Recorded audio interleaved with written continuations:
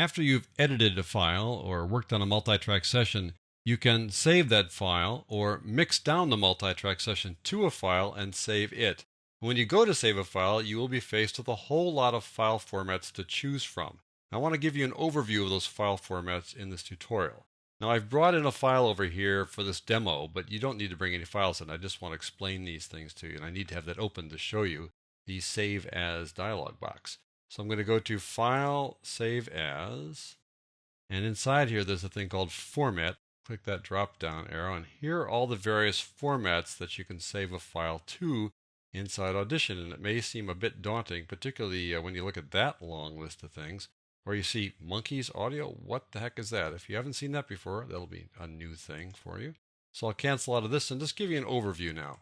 There are three basic types of file formats that you can save to in Audition: uncompressed audio file formats, compressed but lossless formats, and compressed but lossy formats. We're going to take a look at the uncompressed first. The two go-to guys are WAV, which is waveform audio file. That's the Windows uncompressed file format. The other is AIFF, which is audio interchange file format from Mac. These are pretty much interchangeable these days. They're pretty much cross-platform, so it's not really that critical which one you pick. But in either case, they are uncompressed. They will retain all of the original quality of the original file.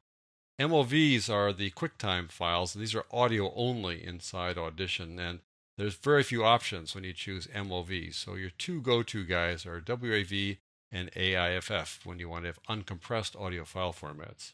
Compressed but lossless file formats are APE and FLAC. Yes, APE and FLAC, folks. These are new to Audition CS6, and they're here because of that long name thing you saw before, the LIBSND file thing. I'll explain that at the end, but that's why they're here. Let me explain a little bit about these guys. These are both compressed but lossless. They're like zip files. You compress them down, and then when you decompress them, they will be bit for bit exactly the same as the original file. So you can save files and take up less space. That's the main advantage of these two guys. Let me go to their websites for a second. This is the website for Monkeys Audio, the folks that bring you the APE file format, and you can read about how it is a compressed yet lossless format. Here's the site for the free lossless audio codec, or FLAC. It hasn't been updated for quite a while, a couple of years, but it's a very popular format, so no worries about that. These are the compressed lossy audio formats available inside Audition, and you know the first two, certainly the second one. MP3 is the de facto consumer audio file format available for all kinds of audio players. MP3 is short for MPEG Audio Layer 3. MPEG is Motion Picture Experts Group. They're the folks who bring you all kinds of compression schemes. They also bring you MP2, which is used traditionally in broadcasting. And then down at the bottom there, this is something that might be new to you, but if you've been to Wikipedia, you might have noticed files that have OGG file extensions. This is from a non-profit corporation that was formed largely in response to MP3, because those are licensed things. They require that you pay to use them, whereas XIPH is free. Let me show you their website. This is the XIPH organization website, started as just one guy doing all this stuff. And the Vorbis page, that's the format that runs inside the OGG container. If you see OGG and it's an audio file, then you know that they use Vorbis as the format inside that container. They're also working on a video format as well, but Vorbis is the audio side. One of the cool things about this site is that you can go to their music page and just try out a few little files here that are OGG files. Finally, there's that LIBSND file library. I really don't know how to pronounce it, probably libsnd file. This is a C library, meaning the programming language C. It's meant to run on Linux systems, but there are versions that will run on Mac and on Windows. And it allows folks to read and write a wide variety of audio file types, including these ones that we're working with already here inside Audition. And FLAC and OGG are in Audition CS6 because Adobe wanted to include the libsyn file library types in this version of Audition.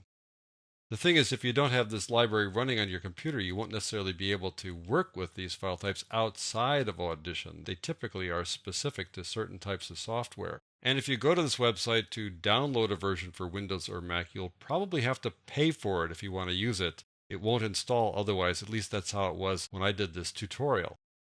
So while this library may see limited use on Windows or Mac, at least the file types are available inside Audition. Let me show you how that looks briefly. I'm going to explain this a little bit more in the next tutorial, but here's what happens when you go to that libsyn format. Click Save As, and you click on libsyn, or however it's pronounced like that. Then you have all these file types, and the way to choose the file type that you want, you go down here to the Format Settings Change, and here's this drop-down list of all the various formats that are supported inside that libsnd file library. And there are some that are pretty familiar, like waveform audio and AIFF, and FLAC, and OGG. But there are a lot of other ones here too that you may not be all that familiar and may not work on your system unless you have the right software. So that's a quick overview of the various file format types inside Audition. I'll explain more about how to save files in the next tutorial.